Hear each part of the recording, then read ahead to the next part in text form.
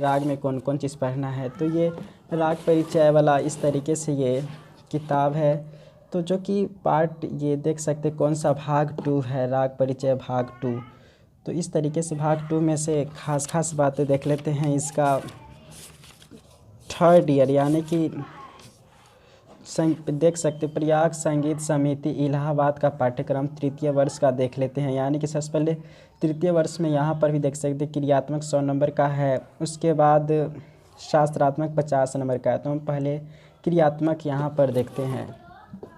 तो क्रियात्मक आप इसको नोट्स कर लेंगे तो बहुत ही अच्छा रहेगा, दिक्कत नहीं होगा, तो आप इसको नोट्स कर लीजिए। तो 3य वर्ष का जैसा कि यहाँ पर देख रहे हैं सिलेबस देख रहे हैं, तो क्रियात्मक में क्या क्या पूछता है तो हम वो देखते हैं।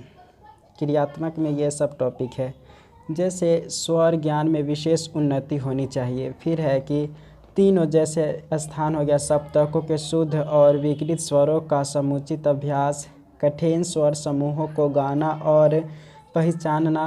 फिर है दूसरा अलंकारों को ठाह दुगुन तथा चौगुन लयों में गाने का अभ्यास, तान पूरा मिलाने का ढंग। चौथा है लय ज्ञान में विशेष उन्नति, दुगुन, उसके बाद तिगुन और चौगुन लयों का अधिक स्पष्ट और पक्का ज्ञान होना चाहिए। आर लय का केवल प्रारंभिक परिचय, गले से कंठ स्वरों का प्रयोग, कुछ विशेष अलंकारिक स्वर समूहों अथवा खटकों का अभ्यास, तिलक, कामोद, हमीर, केदार, तिलंग, कालिंगरा, पटदीप, जौनपुरी, मालकौश और पीलू में एक एक द्रुत ख्याल आलाप। कौन कौन राग इम्पोर्टेंट है इस 3rd ईयर में, तो तिलक, कामोद, हमीर, केदार, तिलंग, कालिंगरा, पटदीप, जौनपुरी, मालकौश और पीलू, ये सब राग है। तिलक, कामोद, हमीर, केदार, तिलंग, कालिंगरा, पटदीप, जौनपुरी, मालकौश और पीलू, एक एक द्रुत ख्याल आलाप तान बोल तान सहित ये आना चाहिए हर राग में जो भी है। फिर है पाठ्यक्रम के किन्हीं 2 रागों में एक एक ध्रुपद तथा किसी एक राग में एक धमार जो द्विगुण तिगुण और चौगुन सहित होना चाहिए। ये बागेश्वरी, असावरी, वृंदावनी, सारंग, भीमपलासी, देश, जौनपुरी, हमीर, केदार, पटदीप तथा मालकौश में यहाँ पर कि 6 रागों में बड़ा ख्याल आना चाहिए, बड़ा ख्याल, और आलाप तान बोलतान सहित आना चाहिए। फिर 9th में बात है कि दीपचंदी, झुमरा, धमार और तिलवारा तालों के ठेकों को ठाह दुगुन तिगुन और चौगुन में बोलना आना चाहिए। फिर है 10 यानी कि रागों में पहचान में निपुणता होना चाहिए। जो भी 1st 2nd 3rd ईयर में जितने भी सारे राग है उसका पहचान में आपको आना चाहिए। अब देख लेते हैं शास्त्र में क्या क्या ध्यान देना है, यानी कि थ्योरी में आएगा तो इसी में से आएगा।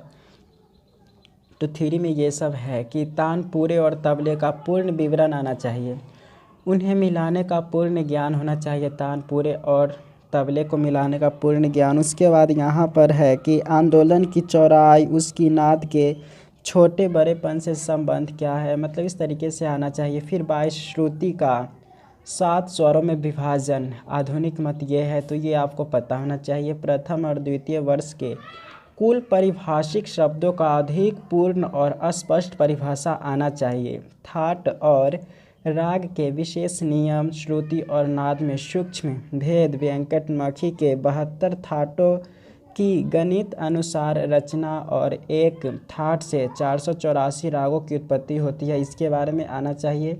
स्वर और समय में अनुसार रागों के 3 वर्ग, जैसे 3 वर्ग कौन कौन सा है, रेधक कोमल वाले, फिर रेधक शुद्ध वाले राग, और फिर उसके बाद है कि राग गौणी कोमल वाले राग।